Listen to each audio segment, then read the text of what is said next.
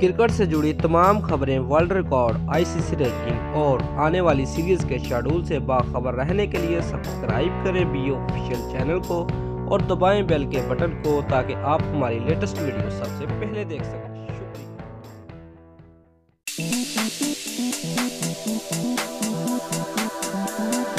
Viewers, Pakistan cricket team के allrounder Faheem Ashraf का कहना है कि मैं और शादाब खान बैटिंग में अक्सर एक साथ क्रीज पर मौजूद होते हैं।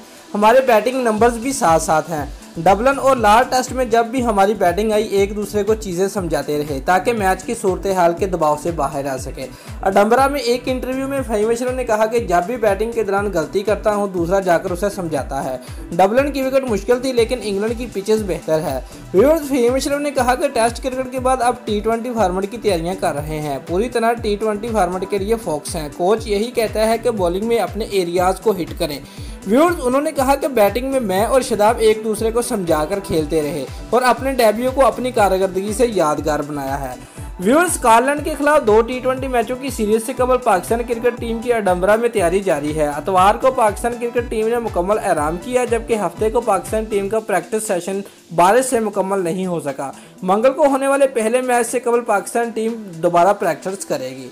दोस्तों, अगर आपको हमारी ये वीडियो पसंद आई है तो लाइक और कमेंट लाजमी करें और हमारे चैनल को सब्सक्राइब करना मत भूलिए। ऐसे ही खबरें हम आपके लिए लेकर आते रहेंगे। शुक्रिया।